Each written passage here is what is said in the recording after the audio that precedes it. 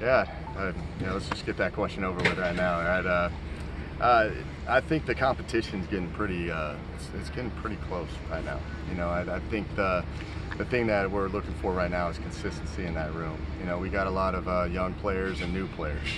So Coach Wilcox and I have talked a lot about trying to rep as much as we possibly can, because the more reps that we get, the better that they're going to be. But with Sam and Fernando, I already have a general idea of what they're capable of doing because of having them for spring, and you watch just how they operate and how I can challenge to make them better. But Sam shows signs of doing some unbelievable things, as you guys have already seen before, and but there's a consistency side that we got to keep improving on.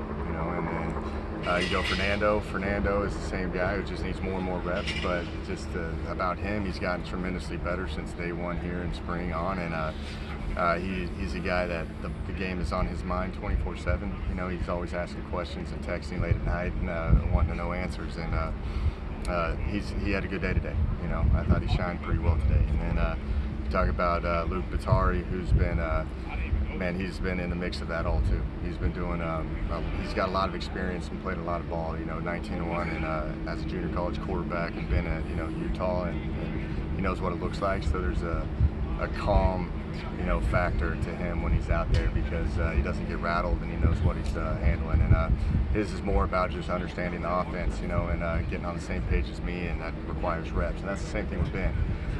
Ben and Luke are two different guys. Ben's more of a pocket guy.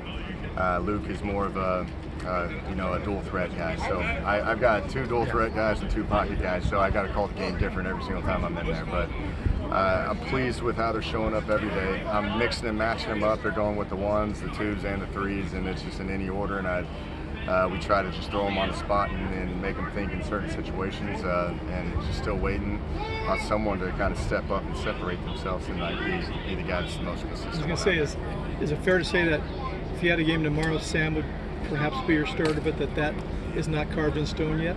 Yeah, luckily we don't have a game, tomorrow. So, that's still just a tough question right now for me, because I don't have anybody do it consistently or just separating themselves right now.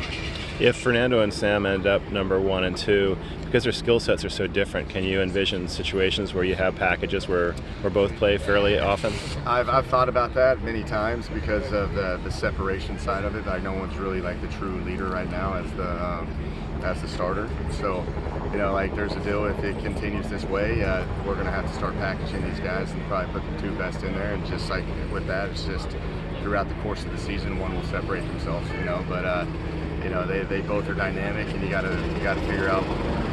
There's a lot that goes into that too, of what type of personnel we got.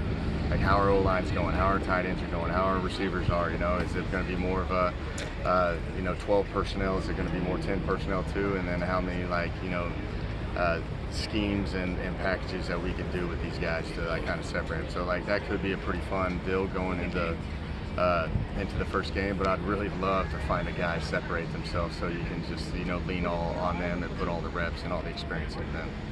In your experience, how common has it been for that guy to separate himself versus having a competition all the way till the end? I've had some good ones over the year, but once you go through probably practice 10 to 12, you kind of get enough information and tape, and you're throwing them in all the scenarios from red zone, goal line, backed up, 2 minute, 4 minute, all that stuff, that you typically find a guy that's outperforming by a little bit more, and that's the beauty of this game, I really appreciate how these guys approach it every single day, because they all want it and it all means something to them. So I think eventually that probably the fourth quarterback and the third quarterback will probably figure that out, and I think we'll probably get down to 2 guys and just let them kind of slug it out for the last few practices. A lot of your bigger new receivers that are second, third string guys had really big days today. Taj Davis and Hightower and Montgomery. What do those guys need to do to see playing time with the ones, or rotate in really quickly where it doesn't even matter if they're ones? Yeah, and we're starting to do that now. Moving forward, we're going to start moving those guys in just to create some competition in there, and and just let them just get more tape with them going up against the one defense. they've had all the guys in the receiver room have had their ups and downs. I think our DB room is very talented. I really do. I think it's one of the better ones out there that I've seen in a while, and they're competitive. And there's some days where I say I'm never going to motion, I'm never going to stack, and I just want to see if you guys can win one-on-one, because I know Coach Sermon and I talk, and we know it's going to be a heavy man day, and sometimes it looks really bad from an offensive perspective, but I just want to see the guys that are going to go out there and win, and that we can kind of rely on. But to your point, your question, we got to get those guys in with the ones and see what they're capable with the top level we got right now. What did you think of the response today? Coach Wilcox was talking about struggling to get into the end zone yesterday. You guys didn't have those issues today. What did you think of the response? Yeah, that was something that I was concerned with. I wanted to see. It's never fun when you're not having success and you see the frustration in them. But to their credit, they showed back up today, and they took the coaching last night, and they came back and responded. Now I want to see if they can do it again. That's the consistency of it all. Right now, you talk about our quarterback play, it's just the inconsistencies of it all. I want to see that, if we can put multiple practices back to back to back, in order for us to be a consistent offense and a good offense. So really pleased with how they responded. Let's see if we can do it again tomorrow. You'll probably be able to answer this question better when there's a full contact scrimmage coming up soon, but what are your thoughts on how the offensive line the first couple of units are developing so far? I think they've been doing well.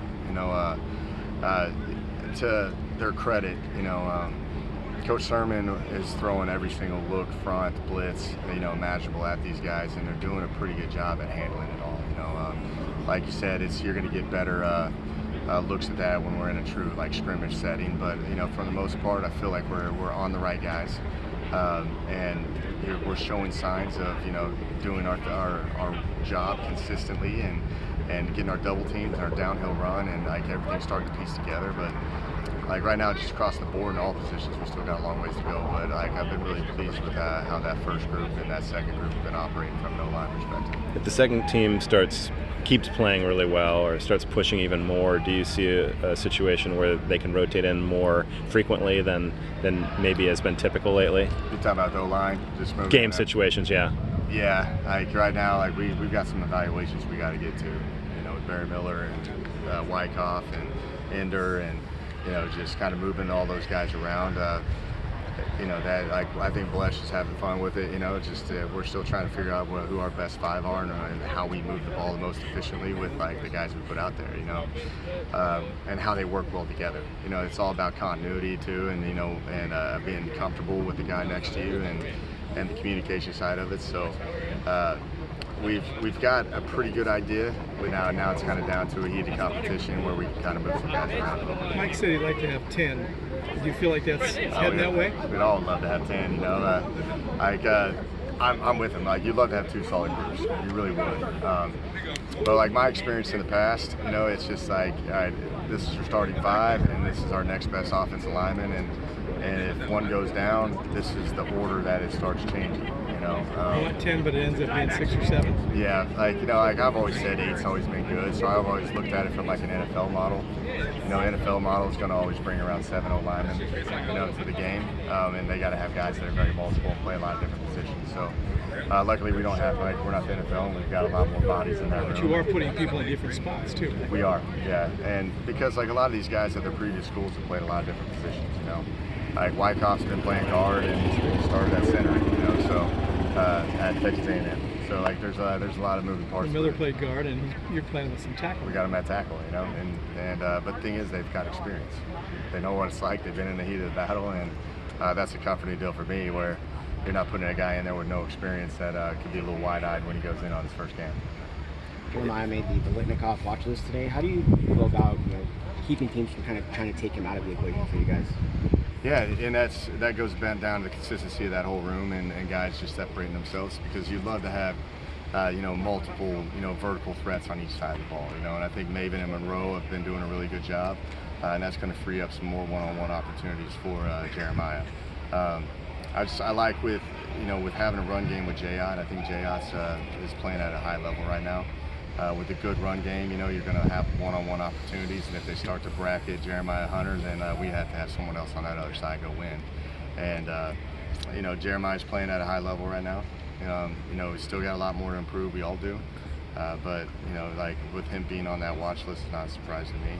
He's a big body and has been productive in his years here, and it's up to us to find some more guys out there that just be able to spread the ball all over the field more evenly. Like when I was here in 16, I had Chad Hansen and Demetrius Robinson.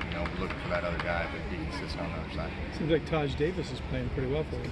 Yeah, I think Taj, Monroe, Maven, Marquise. You got Tron Grizel, who's been stepping up tremendously lately. Who's very long and can run pretty well. Those guys, you got Mason Mangum too, and we've been playing him inside and outside. And the thing that Coach Toller's been doing a really good job at is it's kind of like the O-line situation.